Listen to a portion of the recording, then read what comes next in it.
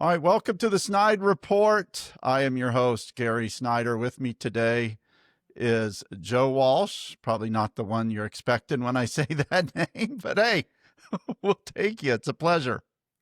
Gary, good to be with you, my friend. And we were talking off air. I told my son, who is a fantastic guitarist, he's played the national anthem for the Pacers, things like that, that I'm interviewing Joe Walsh. And he goes, how are you going to understand him? I'll figure it out. But I left him believing.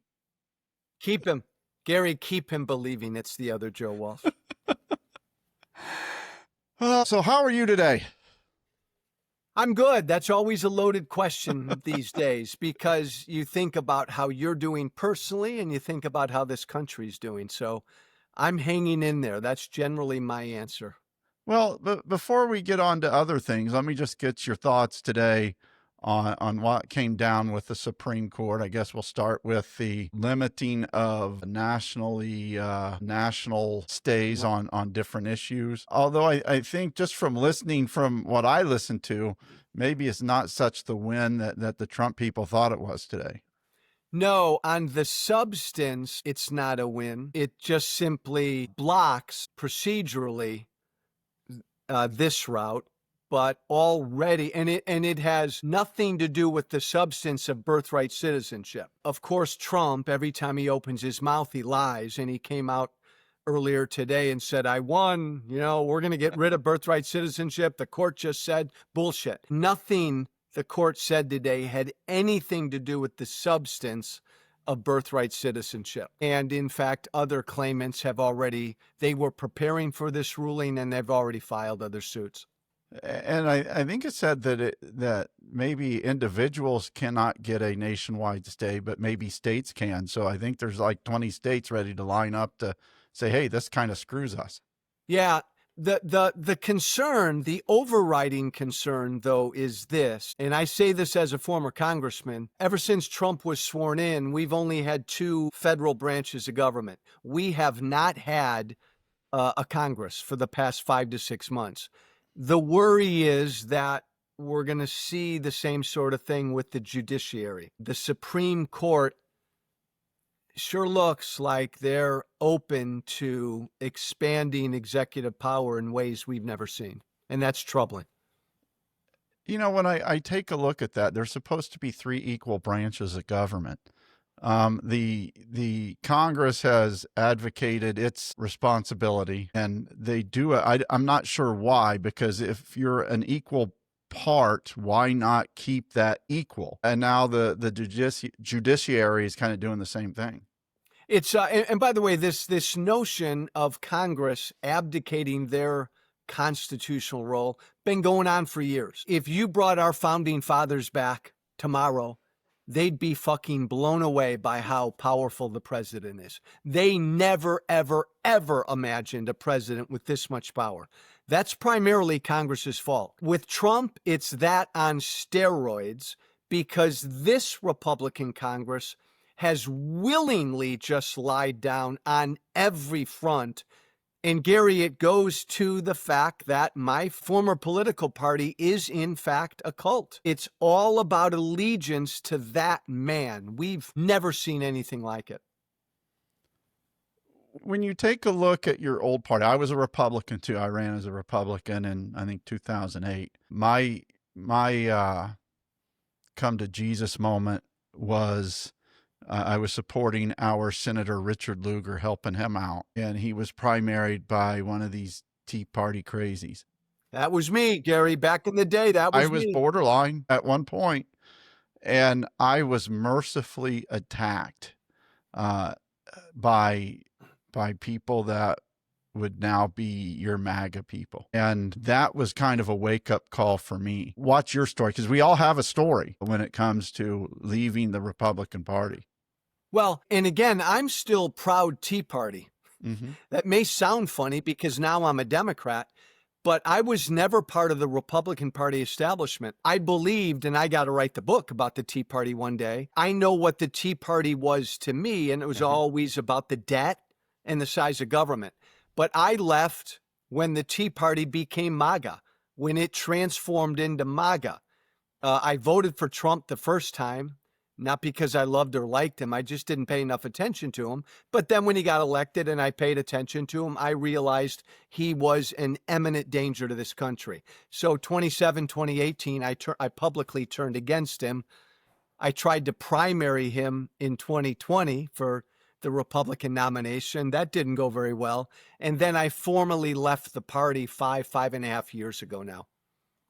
And you see this with most politicians. I ran for Congress 2 years ago. My opponent is now Senator Jim Banks. Yep. Just a horrible person. He didn't used to be. He is now. He's one of the worst human beings that you could meet. What happened? Gary, that's so spot on. Banks is a horrible person now. And it goes to the fact, it's really simple. Donald Trump is an thoroughly horrible human being. Mm-hmm. And he's been elected to the presidency twice. And the base of the Republican Party likes him, loves him, and they've grown in their support for him. So you're Banks, you're Jim Jordan, you're all of these other Republicans, and you're watching this happen, and you're watching Trump. He lies every time he opens his mouth. He's cruel. He's a jerk. He's mean-spirited. He's dumb. He's ignorant. Oh, my God, but it works. Our voters love him. So, Gary, they've all learned to emulate him. He lies all the time, and so now we see other Republicans lying all the time.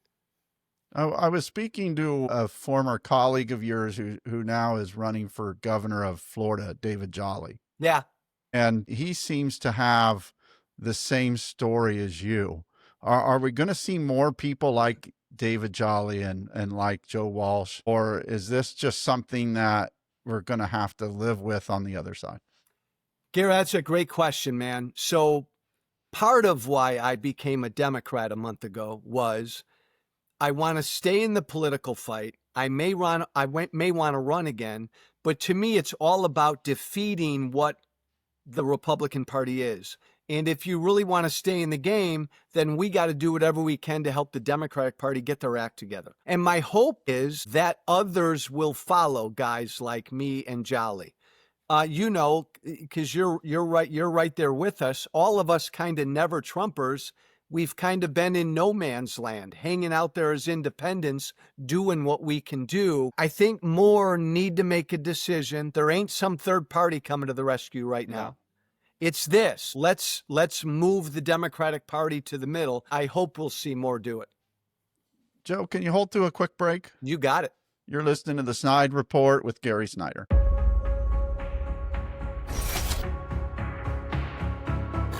All right, this is the part of the Snide Report where we thank our sponsors, and we have a growing list. So let's start with Robin Winston. Robin has been there when we first sent out our first email, 147 subscribers.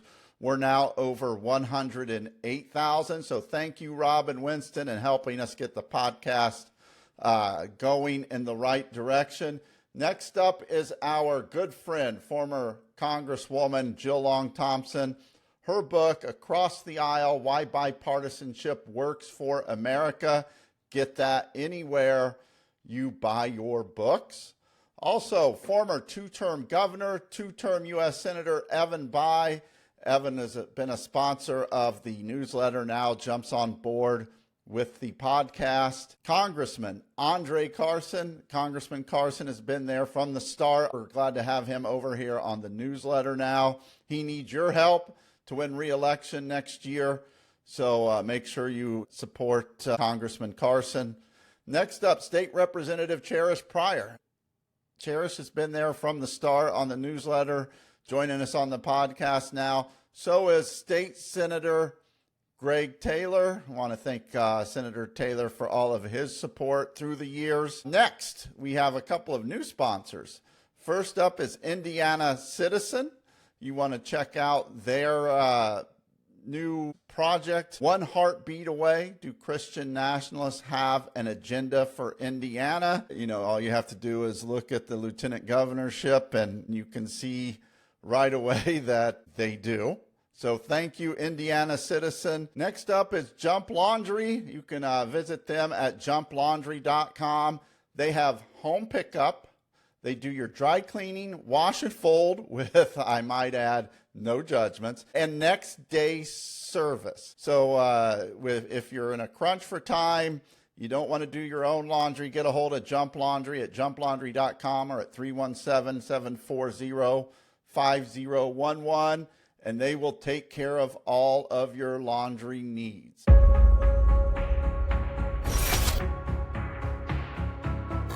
Welcome back to the SnydeReport. I am your host, Gary Snyder. With me today is Joe Walsh. Has life been good to you so far? I had to get that in there. Yep. That's bad. Sorry. All good, man. Again, I think I told you this, Gary. When I won in 2010, I won by 291 votes. I guarantee you more than 291 people thought they were voting for the other Joe Walsh. We have a former Eagle representing us in Congress. So I'm not going to lie. Probably a good portion of your constituents believe that. Yes. Agreed. You have switched parties. You've come over to, I'm not going to say the dark side, but the dark side. And you'll find that things over here, as I have found out, aren't always cookie cutter and they're going to jump behind someone just because you have a Democrat in your name. Because I lost 5% of the vote simply because I used to be a Republican. Yeah. You put out, I think it was on your Substack, 5 questions for Democrats, since you are now one. What are those questions? So maybe I can help you answer them. I might not be the best person. Well, and those 5, Gary, really come down to one. Okay. At this moment in time, do most Democrats agree with me that at this moment in time, let's put our policy differences to the side and let's all lock arms and fight to save democracy, the Constitution, and the rule of law? I'm making a bet that most Democrats will do that. But that's really the question. Are you willing, Democrats? You disagree with Joe Walsh on guns in Israel. Are you willing to put those differences aside right now to save our democracy? That's the question. And it's a whole host of issues that I think have cost Democrats, especially in red states like mine. We used to have a Democrat governor. I speak to Evan Bayh often. Yeah. And former U.S. Senator, former 2-term governor. And, he scratches his head because I don't really know what happened. Same with Joe Donnelly, and the Republicans have done a really good job at branding most Democrats very, East Coast or West Coast Democrats. And the elected Democrats we have here in Indiana, they're doing nothing sometimes to bunk that image. So it's a question of, are there enough Democrats out there that will lock arms? What do you think? I wrote a piece for NBC that came out 2 days before the November election. And I said, because I worked my ass off to try to help get Kamala Harris elected, but I said the one bad thing if Harris wins is the Democrats won't go through the necessary soul searching they got to go through because they've lost touch. I come from Illinois, you're in Indiana. They've lost touch with middle America, working class America. And I think they're having that debate and that fight right now. And somehow, Gary, they got to get to the point, the Democratic Party does, where that dude who they nominated in New York City, he couldn't get elected in Texas or South Carolina. We need Southern Democrats, red Democrats, and blue Democrats, and everything in between. I think the National Party is finally beginning to recognize that, but it's not going to be easy. When you take a look at, I'll just use air quotes, the guy in New York, his campaign, whatever he wants to call himself, was about affordability. David Jolly, when you talk to him, it's about affordability. I had Governor Beshear on not too long ago, a blue governor in a very red state that borders both of our states. And he said it's about affordability and it's about the way you talk to people. Are they too far off? So I think they're partly right. And a lot of it has to do with the way we talk to people. Democrats always sound too much like politicians. They sound like elites and they sound like know-it-alls. So yeah, we need Democrats who can talk like, It's not food deserts. People are hungry. yeah, we need, perfect. We need Democrats who will just be authentic and talk like regular people. But I'm not going to get off of this horse. Yeah. Talk about the price of eggs. Yeah. Talk about the price of that truck you want to buy. But damn it, talk about democracy too. Talk about the rule of law too. Man, if we can't make the American people care about this democracy, well then screw it. If we can't make that case that not only is Donald Trump's stupid tariffs going to make everything more expensive, but Trump is attacking our democracy every day. So I think you got to talk about both. And you mentioned it's a cult. You see it in the democracy part, in both actually, and affordability and democracy. Stuff that Republicans, people that I know that I supported in the past that you thought would have never supported something like this, are now just riding that tariff train or that anti-democracy train all the way to the station. Garrett, so disappointing because the guys I got elected with, and I'm Tea Party, and I was part of that Tea Party wave, and we were the ones that started the Freedom Caucus. They abandoned it all to worship a tyrant. Like they became MAGA, and you and I know why. It's fun being a congressman, right? You don't want to lose the gig. I was a talk radio host, man, nationwide. That's fun. You don't want to lose that gig. No. So you've got to fall in line to keep all of that. It's a shame. And if you don't, you're just doing podcasts. Like You're just doing podcasts like you and I are. That's okay. You can go to sleep every night, my friend. I can. I have no problem. Now, with all that being said, look into your crystal ball in the last few minutes we have with you and tell us where we're at this time next year, this time 4 years from now. I would not at all be surprised, Gary Snyder, if 1 year from now, if in the summer of 2026, Donald Trump has Marines and the military out on the streets in 4 or 5 or 6 blue states and cities, and he's beginning to say, maybe we can't have the midterms in 4 or 5 months. There's always been this failure of imagination with Trump. Imagine that he'll try to stop the midterms. I don't think it's going to be a good year next year for Republicans because of Trump's tariffs and his cruel deportations. Economically, I think it's a bad year. So I think Trump's going to do whatever he can to incite violence on the streets to make sure we don't have midterm elections. Democrats need to be ready for that, embrace for that. And these protests around the country need to keep growing. Anything you wanted to cover that I did not have the foresight to ask you? No, you've got great foresight. All I would say is if you love this country and you're scared to death every day about what he and the Republicans are doing to it, don't always be down. We can beat this thing. The people can. Now, I know you're all over social media, Substack, all that. Why don't you give my listeners an idea where they can find you? Just look for, on social media, just look for Walsh Freedom. That's kind of me. And then Substack, Social Contract. It's a social contract with Joe Walsh.